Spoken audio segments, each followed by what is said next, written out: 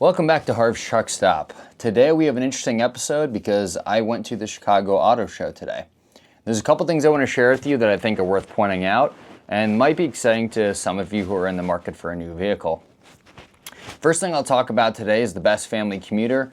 I know a lot of the things that I have reviewed so far have been super cool, towing related, or maybe a motorcycle, but I want to get into some of the things that may appeal to the masses.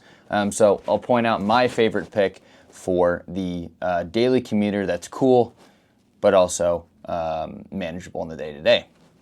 The second thing I'll do is what was the most disappointing thing. There's one brand in particular that I have continued to be underwhelmed with the last couple of years that I'm still a huge fan of, but I just think they need to make some big changes here soon. The Jimmy Neutron Award will be next. I want to review the craziest concept that's actually, from what I'm told, supposed to become a production vehicle. And then the last two will be the Showstopper Award, something I was just wowed by and I noticed a crowd surrounding. And the last thing will be just general cars I'm really excited about, things that I personally would buy if I had a little bit of jangle in my pocket. So let's get into it and talk about what I learned. I hope you learned something, and I appreciate the support and the time you took to watch this video. So my pick for the best family commuter is going to be the Honda Passport, specifically the Trail Sport. Car and Driver rated it the #1 midsize two-row SUV for 2026. The color you see here is Sunset Orange. I thought it was a pretty unique color that accents things well, like the blacked out wheels and tires and these tan seats that you see here. There's a nice mix of buttons as you see. I'm going to slow it down for you guys, but it does come with this 12.3-inch touchscreen that does a nice job mixing buttons with screens, and then a typical button layout from Honda to shift into gear and to park. Thanks to these random legs that you're about to see, I got a nice shot of what it looks like to sit in the back. And of course, had to get a shot of the shoes on this car. I think they look great blacked out like this. The Honda Trail Sport is equipped with a 285 horsepower V6 motor with a 10-speed transmission. 285 ain't bad, that's for sure. There's a lot of cargo space. I believe that's what it's known for.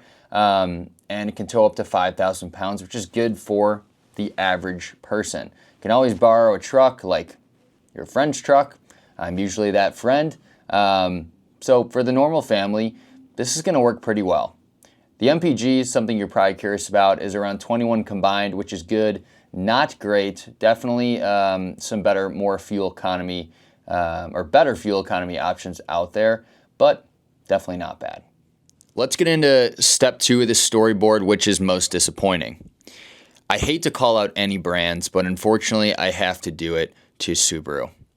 I want to preface this by saying I love Subaru. I know it has a weird stereotype with a couple different groups of people. However, I'm a huge fan of it. I drove a Subaru Forester for a long time. My brother drove a Subaru WRX, which is specifically the car I want to call out. Subaru, if you ever watch this video, which I highly doubt you ever will, please give us back a hatchback. There was a lot of teasing that went on over the last few months that we might be getting that hatchback back. Please bring it back. For those of you that know me, I've talked about cars most of my life, and I've always loved the hatchback world. They have GR Corollas, which I'll show a picture of and some clips here in a second. And there's also the Golf R. If they're going to continue to make it, Subaru, you're the best one at it. Please bring it back.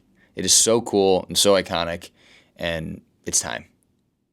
As promised, here are a few shots of the GR Corolla from the Chicago Auto Show this year. It's got this sweet exhaust setup with 3 exhaust tips. Got some pretty cool badging here on the side. Nice blacked out wheels and tires. I'm always a fan of that. And then a quick look at the interior here. Not a lot of space in the back. I think that's something Subaru does a much better job of. And then, of course, the specs on the engine. It's putting out 300 horsepower and 295 foot-pounds of torque on a 3-cylinder 1.6-liter engine. Not too shabby at all for this little motor. I wanted to get a shot of the trunk just so you had a peek at what that looked like. Not terrible, but don't expect too much. It's a very small vehicle, but they are a ball to drive from what I hear. I'd love to get behind the wheel of one of these things. Let's explain what the Jimmy Neutron Award is.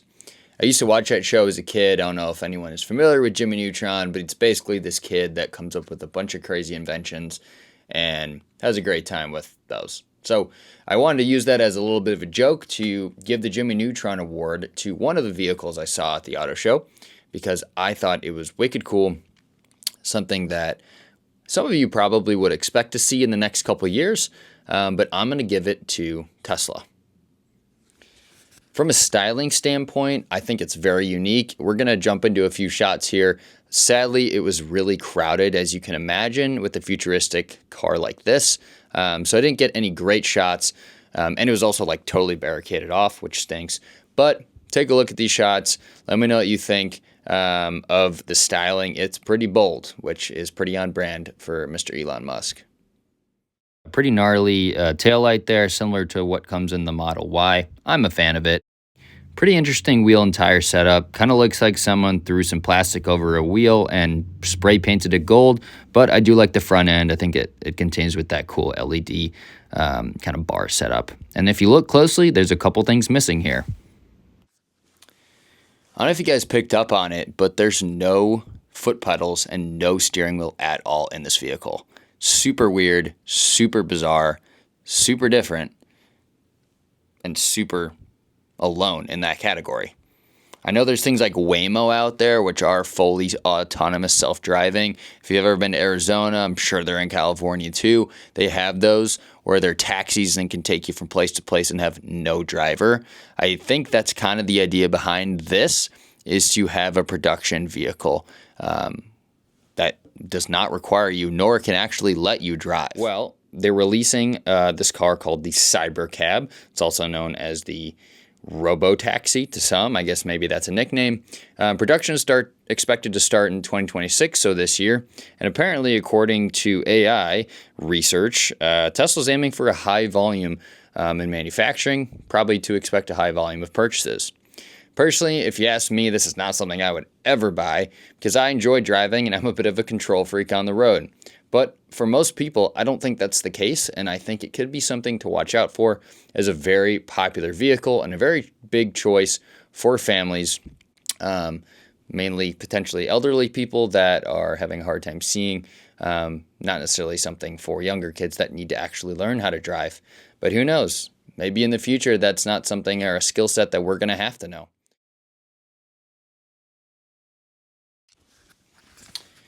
Before I reveal who won the Showstopper Award, in my opinion, I do want to give a shout out to this particular brand because of all the exhibits that I went to throughout the day. They had the most excitement and exciting changes to come. They had a ton of new kind of spin-off brands that I thought were really unique and expanded that brand to a larger market. But there's one car from this brand in particular that I thought stood out and definitely had a lot of buzz at the show. And that is the Ford Mustang SC, which stands for supercharged.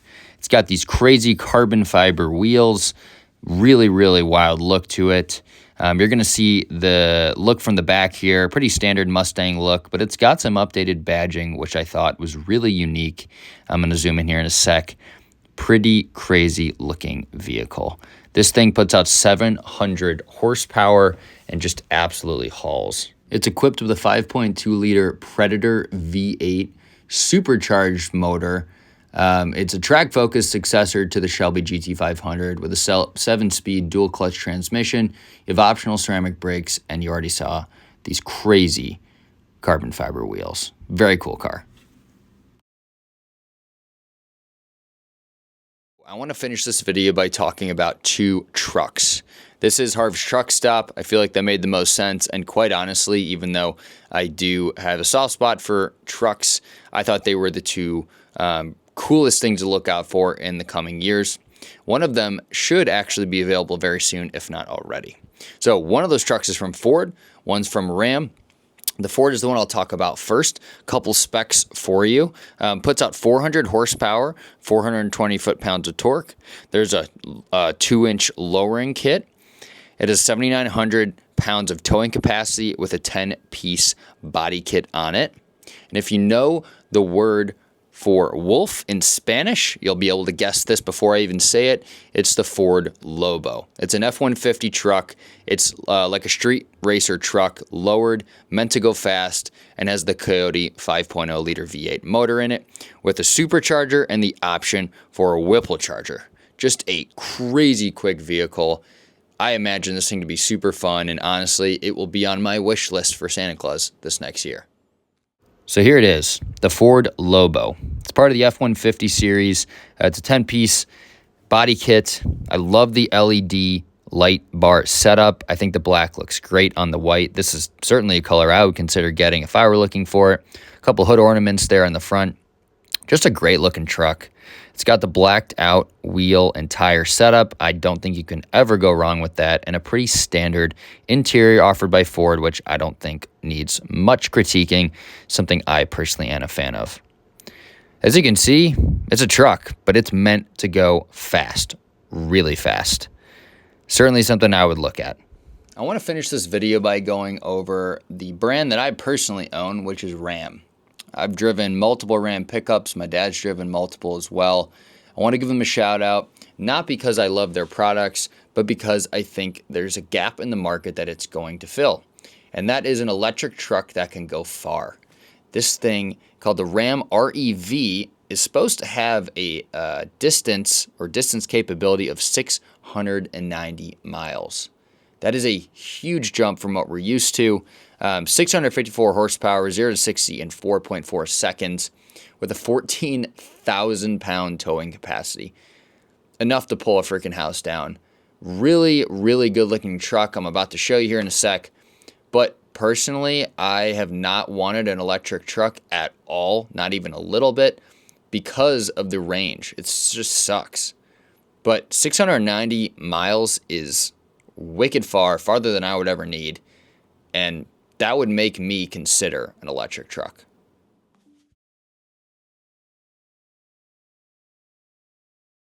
Pretty wicked setup in the back here. I love the LED taillights. Sweet LED headlights as well with a beautiful LED grille really shining through, especially at night. Standard blacked out wheels and tires, pretty normal look from Ram. And this one had the Ram box, which I thought was pretty cool. Nice functional use to that, though personally I've never had it on my trucks. Proof that this is electric, the Ram REV. And a look at the interior. Pretty standard interior from Ram. This was the Laramie edition. It's got that nice big screen on it, and your passenger actually gets a screen as well to control things like the radio. I'm sure it does some AC and heat. I personally like buttons to an extent, but a very good-looking interior nonetheless. And we'll finish by looking at how the back looks. Lots of space, standard from Ram. This also was equipped with USB-C and USB ports. Lots of space, cargo storage under the seat as well. This one did have running boards, which is certainly a nice feature getting in and out of the truck. So there you have it, guys. That's my take on the 2026 Chicago Auto Show. It's a great show if you've never been there yourself. They do give you a good sneak peek of what's to come and let you check out a lot of the vehicles you might be interested in buying yourself. Had a really great time. Would highly recommend going if you have never gone. And thanks for tuning in. As I always say, appreciate the support and the time you took to finish this video. It encourages me to continue to make more, and I hope you learned something. Thanks.